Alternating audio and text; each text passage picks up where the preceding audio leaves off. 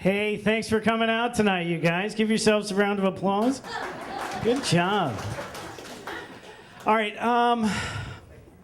some of you aren't going to believe this story, and a couple of you just flat out aren't going to like it. But I have to tell you, it is a true story, and I will preface this story and excuse myself by telling you that I'm half redneck on my dad's side. I'm half hippie on my mom's side, which basically means that I'm a little bit sensitive, but I'm also kind of an asshole, okay? Yep. I smoke weed, but I look like a narc, all right? So if that tells you anything, now maybe you'll understand why I'm telling you this story. Okay? Some of you are going to like this because it's about cats. Who likes cats? A lot of people like cats. This is a cat story. Some of you dog owners who are, I can see shaking your heads right now, are going to like it because it's about a cat who, like me, is quite an asshole. So, this cat's name was Mixie, okay? And I'm a cat person. My wife is a cat person. When we got together and got married, my wife had cats, we had cats. We came together like the Brady Bunch of cats. We ended up having 5 cats. And one of the cats, Mixie, was kind of a jerk when I married my wife, but my wife was really attached to her because when she had nobody in the world, she had Mixie, you know? So we get married, Mixie's kind of a jerk, and then we start having babies. That's where Mixie ramped it up and really started to act like an asshole, okay? Now, I'm talking like this cat at this point had no redeeming qualities. It wouldn't want to pet you. It wouldn't want to be petted. If you walked by the cat and the cat was by you, when you walked past it, it would reach out, hiss at you, and claw your ankles, right? Then she started peeing on everything that the babies had been around or near, right?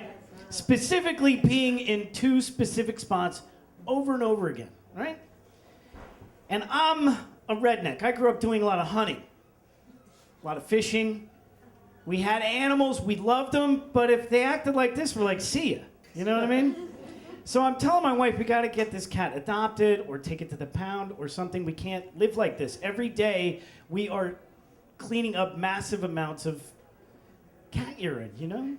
So my wife doesn't have the heart to do anything about it. She tries to get it adopted. Nobody wants to adopt it. Months and months and months, over a year and a half of dealing with this goes by before my wife is like, finally, okay, take her to the pound. So I take Mixie to the pound. And I leave her there. They keep her for a few weeks.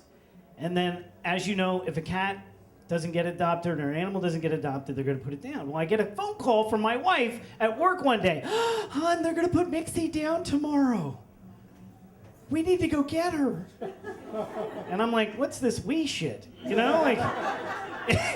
I'm not taking this cat back, you know? If you want this cat, you gotta go get it yourself. So I go get the damn cat, okay?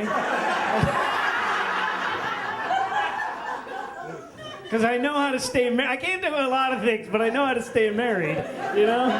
So I go get this freaking cat. I bring it home. We put it in a special room. Start letting her out. This will blow your mind. The cat is now reformed. The cat doesn't pee where it's not supposed to pee. It uses a litter box or it goes outside.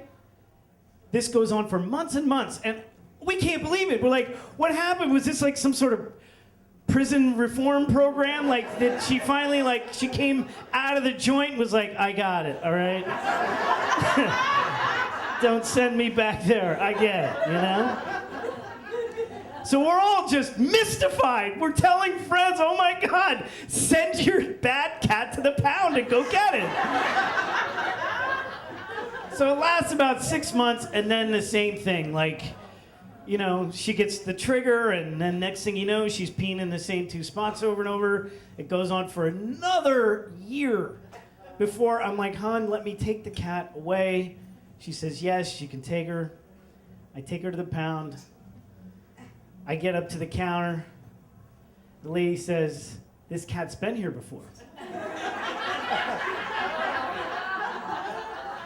Yes, I'm aware of that. They said, you know, that the cat couldn't get adopted before, so if you give me the cat, we have to put it down today.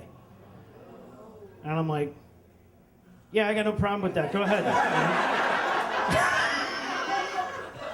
It's fine, that'll be $25. All right, here's your 25 bucks. I step back.